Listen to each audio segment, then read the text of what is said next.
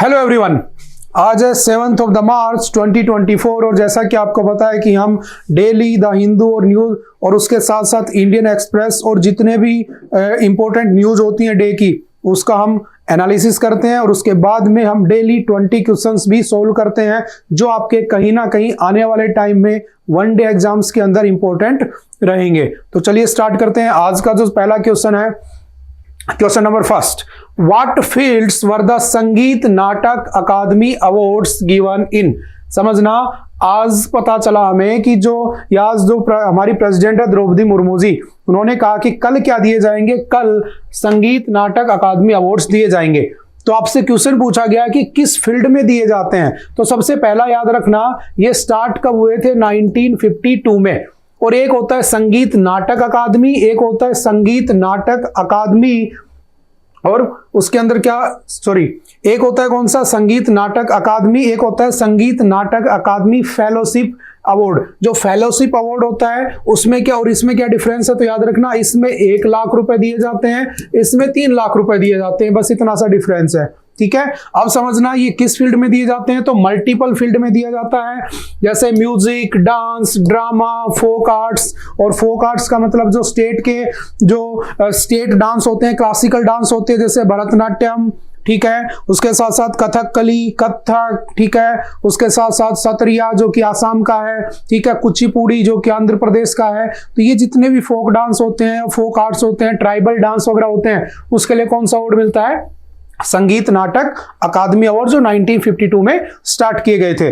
अब याद रखना, एक अवार्ड और होता है जिसका नाम क्या है, तो उस्ताद बिस्मिल्लाह खां युवा अवार्ड। जो उस्ताद बिस्मिल्लाह खां युवा अवार्ड है वो स्टार्ट हुआ था 2006 में। और डिफरेंस क्या है दोनों में, तो यहीं से समझना, इसमें जो एज ग्रुप होता है वो कितना होता है, अबोव 40 यानी 40 to 60 एज के बीच में, और इसमें होता है बिलो 50 यानी कि अप टू 40 साल तक ये अवार्ड दिया जा सकता है। और याद रखना, ये अवार्ड कभी भी आफ्टर डेथ नहीं दिया जाता, यानी कि इसके लिए आपका अल्लाह यानी जिंदा रहना जरूरी है। ठीक है, उसके बाद नेक्स्ट क्वेश्चन के ऊपर चलते हैं।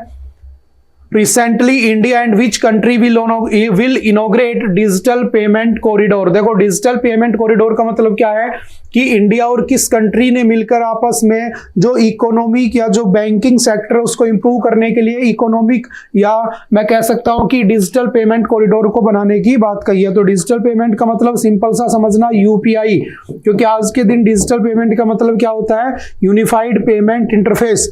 और ये एक ऐसा इंटरफेस है, आप तुरंत आपके अकाउंट से सामने वाले के अकाउंट में पैसे चले जाते हैं।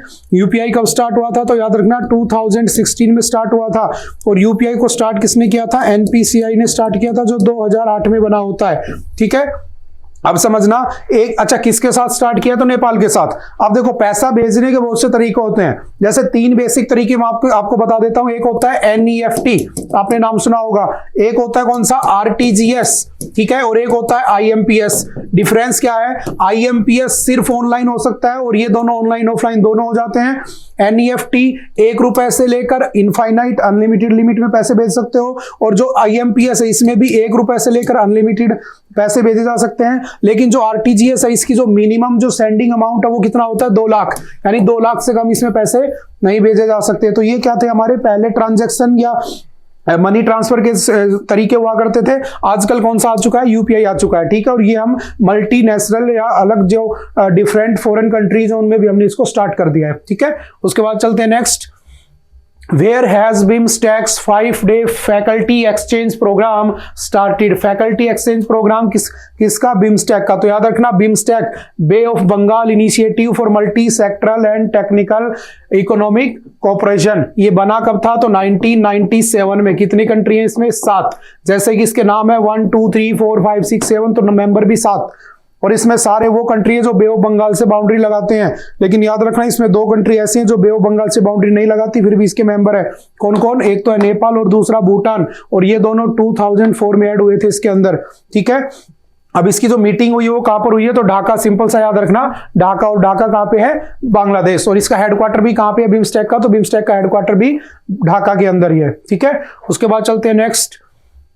Recently silver filigree of which state has got GI tag. GI tag वही है ना, जियोग्राफिकल इंडिकेशन। 1999 में इसका एक्ट आया था, उसके बाद 2003 में पहली बार मिला था, और पहली बार किसको दिया गया था, तो आपको आपने बहुत बार पढ़ा है, दार्जिलिंग टी को पहली बार दिया गया था। ठीक है, कितने साल के लिए मिलता है, तो 10 ईयर के टेन्योर के लिए मिलता है। तो अभी ये जो सिल्वर फिलीग्री ये कौन से स्टेट का है, इसको मिला है, तो याद रखना कौन से स्टेट का है, ये ओडिशा। ठीक है, उसके बाद चलते हैं next. India's unemployment rate dropped to how much percent in 2023 from 3.6%। देखो लास्ट टाइम जो इंडिया की जो अनएम्प्लॉयमेंट रेट थी वो थी 3.6%, लेकिन अब वो कितनी हो चुकी है, तो याद रखना कितनी हो चुकी है, 3.1% पे आ चुकी है। ठीक है, और अनएम्प्लॉयमेंट का मतलब क्या होता है, बेरोजगारी। हालांकि ये डाटा किसमें है, तो ये डाटा एनएसओ का है, नेशनल स्टैटिस्टिकल ऑफिस। और नेशनल स्टैटिस्टिकल ऑफिस कब बना था, 1952 में, और हेडक्वार्टर कहां पे इसका, न्यू दिल्ली में बना हुआ है। ठीक है, और अभी आपको पता होगा कि अनएम्प्लॉयमेंट का नतीजा क्या है, कि अभी हमने आज भी द हिंदू में देखा, कल भी देखा था, 2-3 दिन पहले भी देखा था, कि जो अनएम्प्लॉयमेंट की वजह से लोग जा रहे हैं रसिया, क्योंकि रशियन गवर्नमेंट कह रही है कि यहाँ पे आ जाओ, 2.5 लाख रुपए की सिक्योरिटी जॉब है ना, और उसके बाद वहां पर लोग मारे जा रहे हैं, जबरदस्ती लड़ाई में भेजे जा रहे हैं। तो ये किसका नतीजा है, बेरोजगारी। हालांकि गवर्नमेंट के अकॉर्डिंग बेरोजगारी या अनएम्प्लॉयमेंट 3.1% डाउन हो चुका है। ठीक है, उसके बाद चलते, सबसे हाईएस्ट अनएम्प्लॉयमेंट कहां पे है, तो याद रखना सबसे हाईएस्ट अनएम्प्लॉयमेंट हरियाणा में है। ठीक है, जो लास्ट टाइम जो हमने डाटा देखा था उसमें 26.7% वहां के लोग क्या हैं, सॉरी 26.8% है बेरोजगार। दूसरे नंबर पर राजस्थान आता है आपका। उसके बाद चलते next. Which state government has launched an initiative to support young entrepreneur cold मुख्यमंत्री युवा उद्यमी विकास योजना। समझना, मुख्यमंत्री युवा मतलब यूथ, उद्यमी मतलब बिजनेसमैन को कहते हैं, विकास मतलब जानते हो मोदी जी के आने के बाद विकास हुआ है, डेवलपमेंट। अभियान मतलब कोई स्कीम। तो किसने लॉन्च की, कौन से स्टेट की, तो याद रखना उत्तर प्रदेश। और उत्तर प्रदेश में इसमें क्या है, देखो जो वहां के यूथ है जो बिजनेस करना चाहते हैं उनको सरकार 5 लाख रुपए क्या देगी, पैसा देगी कि तुम जाओ और बिजनेस करो। ठीक है, तो एंटरप्रेन्योरशिप को इंक्रीज करने के लिए, बढ़ावा देने के लिए स्कीम को लॉन्च किया गया। तो सिंपल वन लाइनर में याद रखना Uttar Pradesh is the right answer. Next चलते हैं। Which country has become the first country in the world to enshrine the abortion rights in the constitution? तो कौन बनी है, फ्रांस। फ्रांस दुनिया का पहला देश बन गया जिसने अबॉर्शन राइट को लीगल कर दिया, यानी कि अब अबॉर्शन करवाना वहां पर महिलाओं का right to liberty, right to choose हो चुका है, कि अगर वो नहीं चाहती कि वो मतलब कि बच्चा पैदा करे तो वो ना करे, ऐसा कोई वहां पर कंपलसरी नहीं है। लेकिन इंडिया की बात करो तो इंडिया में कौन सा एक्ट है, MTP medical termination for pregnancies कब आया था, 1971, और इसमें 2021 में चेंजमेंट हुआ था। इसमें कहा गया था कि 20 वीक्स तक क्या अलाउड है, तो अबॉर्शन अलाउड है। इसमें कब तक अलाउड है, तो इसमें 20 वीक्स तो है ही, लेकिन अगर कोई रेप सर्वाइवर है तो इसको कितना कर दिया गया, 24 वीक्स कर दिया गया। इसमें क्या था, इसमें सिर्फ मैरिड वुमेन को अलाउड था, लेकिन 2021 में कर दिया गया कि अनमैरिड वुमेन भी क्या कर सकती हैं, अबॉर्शन करवा सकती हैं। ठीक है, उसके बाद याद रखना इसके अंदर अगर आप किसी लेडीज की कॉन्फिडेंशियलिटी को लीक करते हो, है ना, तो उस टाइम पर फाइन कितना था, 1000 रुपीज। लेकिन अब क्या कर दिया गया 2021 में, तो इसका फाइन को 1000 रुपए, सॉरी फाइन के साथ साथ 1 साल की क्या लगा दी गई है, इंप्रिजमेंट का भी प्रोविजन इसमें कर दिया गया है। ठीक है, तो इंडिया में अलाउड है लेकिन विद सम रेस्ट्रिक्शंस। और आप लोग बताना कमेंट करके कि कौन सा ऐसी हाई कोर्ट थी हमारी जिसने अभी रिसेंटली 26+ वीक्स की प्रेगनेंसी या अबॉर्शन को अलाउड कर दिया था। क्यों, क्योंकि वो इसमें लिखा है कि 24 के बाद भी अलाउड है, लेकिन फैटल कंडीशंस के अंदर वो अलाउड है, नॉर्मल नहीं अलाउड है। ठीक है, उसके बाद चलते हैं next. Which food delivery platform has signed an MOU? देखो इंडियन रेलवेज के अंदर खाना मिलता है, खाने की हालत क्या होती है हम अच्छे से जानते हैं।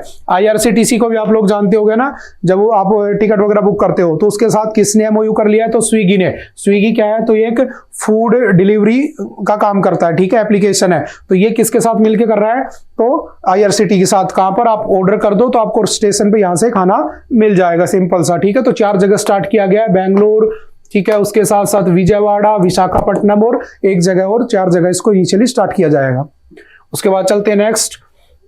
Union minister doctor Jitendra Singh has inaugurated India's in space satellite and payload technical centre in which city. तो देखो जो इन स्पेस है ना, तो ये क्या है, तो ये हमारी पब्लिक प्लस गवर्नमेंट दोनों की क्या है, पब्लिक प्लस प्राइवेट सेक्टर की क्या है, कंपनियां, ठीक है। तो प्राइवेट भी नहीं कह सकते, पब्लिक भी, गवर्नमेंट भी नहीं कह सकते। तो इसने एक प्रोग्राम स्टार्ट किया है, कहां पर, तो बेंगलुरु के अंदर, सिंपल वन लाइनर में, इसको ध्यान रखना।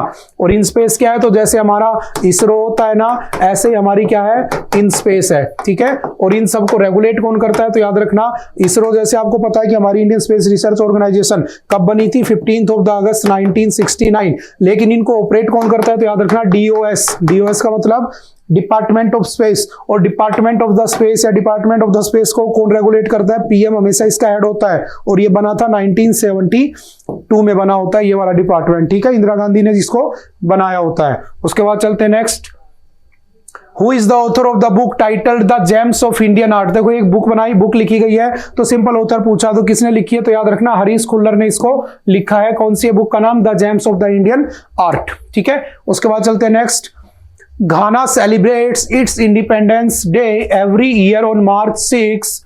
What is the capital of the घाना।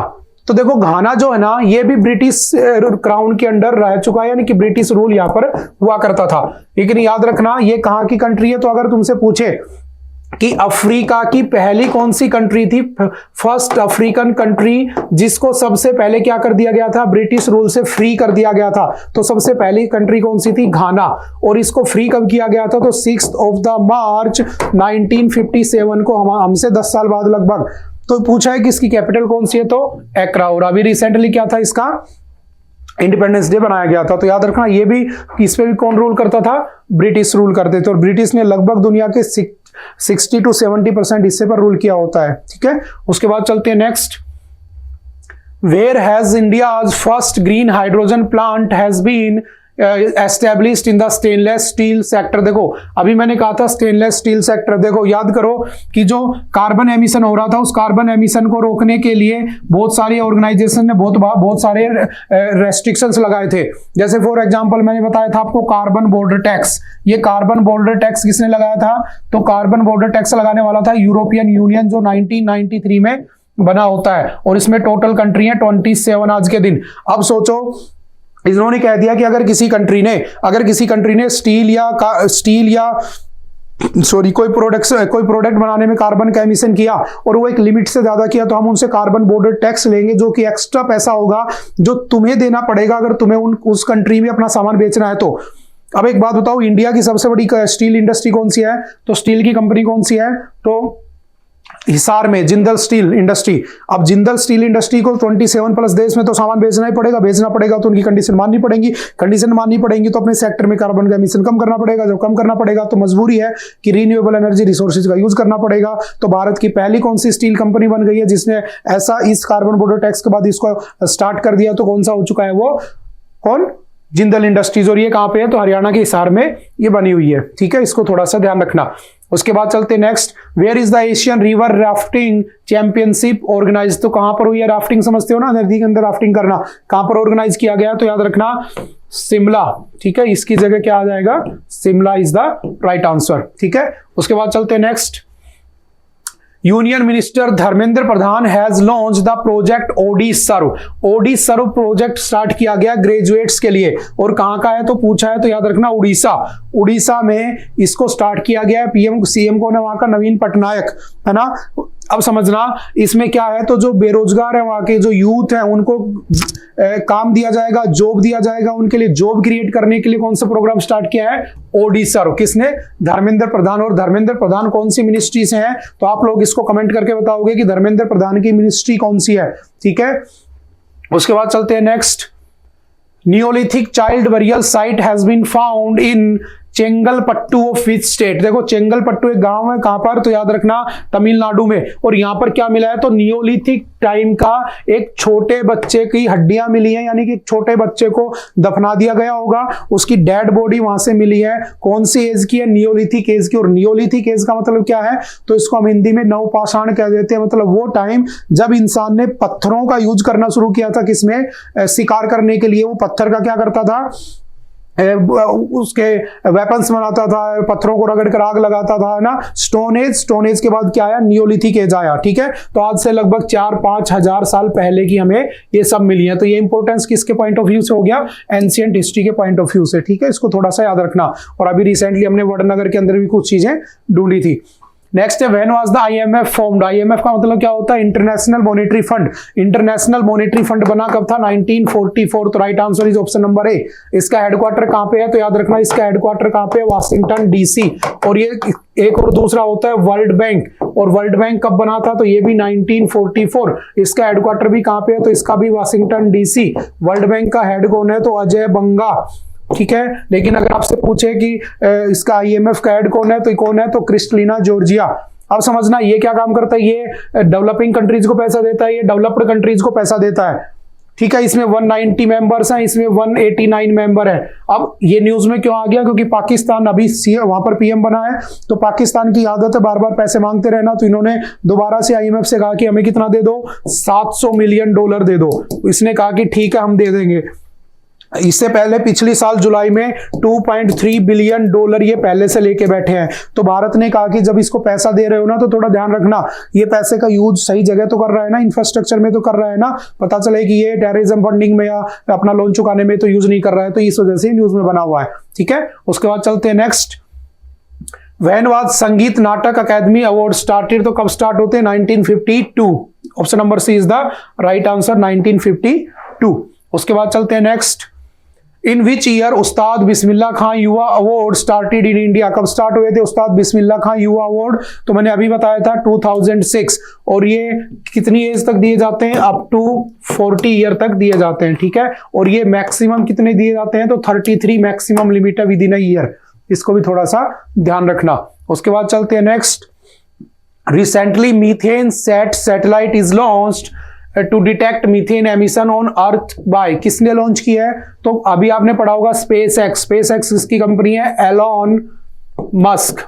और एलोन मस्क ने ये कंपनी कब बनाई थी, तो याद रखना 2002 के अंदर। और इसका हेडक्वार्टर कहां पे है, कैलिफोर्निया। और ये सैटेलाइट भी कहां से लॉन्च की गई है, कैलिफोर्निया। और किससे लॉन्च किया गया था, इसको याद रखना फाल्कॉन 9 सैटेलाइट से, रॉकेट लॉन्चर से। अब समझना ये है क्या कि जब हमारे यहां पर मैं बात करता हूं एनवायरमेंट की, ग्रीन हाउस गैसेज की, तो ग्रीन हाउस गैसेज में सबसे बड़ा जो रोल है वो किसका है, मीथेन का। और मीथेन का लगभग 16% इसमें रोल रहता है। लेकिन मीथेन की खासियत क्या है कि अगर मैं मीथेन की बात करूं तो ये 28 यानी 28 टाइम्स फास्टर या ज्यादा क्या होती है, वार्मर होती है। किससे, कार्बन डाइऑक्साइड से भी।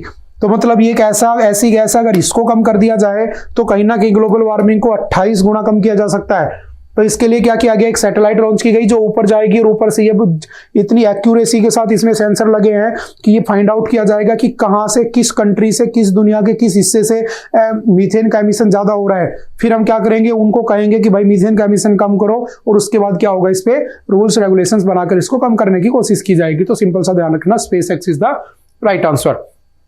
नेक्स्ट चलते हैं। Forest in Indian constitution is subject of which list. कौन सी किस सब्जेक्ट का लिस्ट है, तो देखो 3 सब्जेक्ट होते हैं समझना, state list, concurrent list, union list. State list के अंदर अगर मैं बात करूं या यूनियन लिस्ट के अंदर बात करूं तो 100 सब्जेक्ट आते हैं। स्टेट लिस्ट की बात करूं तो इसके अंदर कितने सब्जेक्ट आते हैं, 51। कंकरेंट की बात करूं तो 61। पहले इसमें कितने थे, तो 65 थे, 5 इसमें चले गए, तो इसमें 51 हो चुके हैं। अब समझना कि ये होते क्या है। स्टेट लिस्ट का मतलब क्या है कि वो सब्जेक्ट जिनके ऊपर सिर्फ स्टेट गवर्नमेंट को राइट है। जैसे राजस्थान पुलिस में क्या होना चाहिए, कैसी ड्रेस होनी चाहिए, ये राजस्थान पुलिस का सब्जेक्ट, राजस्थान स्टेट का सब्जेक्ट, ना कि सेंटर का। दूसरा डिफेंस यानी बीएसएफ, आजम राइफल, ठीक है, आईटीबीपी, सीआई, सब कहां पर रहेंगी, ये सेंटर देखेगा ना कि स्टेट देखेगा। कल को यहां पर भजन लाल शर्मा जी कह दें राजस्थान की सीएम की नहीं ऐसा करो, बीएसएफ को यहां से हटाओ, असम राइफल को उधर कर दो, असम राइफल को वहां कर दो, आईटीबीपी को वहां कर दो, तो सेंटर नहीं मानेगी। क्यों, क्योंकि defence is the subject of centre. समझ गए। ऐसे ही बहुत सारे सब्जेक्ट होते हैं। और एक होता है कंकरेंट का मतलब क्या होता है, एक ऐसा सब्जेक्ट जो दोनों के अंदर आता है। जैसे एजुकेशन दोनों का आता है, सेंटर की भी रिस्पॉन्सिबिलिटी है कि एजुकेशन दो, स्टेट की भी रिस्पॉन्सिबिलिटी एजुकेशन दो। ऐसे ही फॉरेस्ट, फॉरेस्ट किसका है तो कंकरेंट लिस्ट का, यानी कि सेंटर की भी रिस्पॉन्सिबिलिटी है फॉरेस्ट को बचाओ और स्टेट की भी रिस्पॉन्सिबिलिटी है फॉरेस्ट को बचाया जाए। और ये कब ऐड हुआ तो याद रखना, पहले जो ये फॉरेस्ट था पहले किसमें था तो पहले ये स्टेट लिस्ट का सब्जेक्ट था, लेकिन बाद में क्या हुआ 42nd कॉन्स्टिट्यूशनल अमेंडमेंट 1976, जिसको हम क्या कहते हैं मिनी कॉन्स्टिट्यूशन ऑफ इंडिया भी कहते हैं, जिसमें बहुत सारे चेंजमेंट किए गए थे। इसके बाद क्या किया गया, इसको किसमें जोड़ दिया कंकरेंट लिस्ट में जोड़ दिया गया। ठीक है, जैसे एजुकेशन, एजुकेशन किसमें है कंकरेंट में, लेकिन एजुकेशन पहले किसमें थी तो 42nd अमेंडमेंट किया, उससे पहले एजुकेशन भी किसमें आती थी तो एजुकेशन भी किसमें आती थी स्टेट के सब्जेक्ट में आती थी, लेकिन बाद में एजुकेशन को किसमें जोड़ दिया कंकरेंट को, सॉरी कंकरेंट लिस्ट में। अब याद रखना अभी रिसेंटली जो तमिलनाडु गवर्नमेंट है, तमिलनाडु गवर्नमेंट ने एक बिल पास किया था और कहा था कि हम चाहते हैं कि एजुकेशन को वापस किसमें डाल दो स्टेट लिस्ट में डाल दो। ठीक है, तो ऐसी डिमांड करने वाला पहला स्टेट कौन बना था तमिलनाडु बना था इंडिया के अंदर, इस बात को भी थोड़ा सा ध्यान रखना। उसके बाद चलते नेक्स्ट। ओके, आज के लिए इतना ही था। ओके, आई होप कि आप लोगों को बातें समझ में आई होंगी। मिलते हैं दोबारा से, थैंक यू।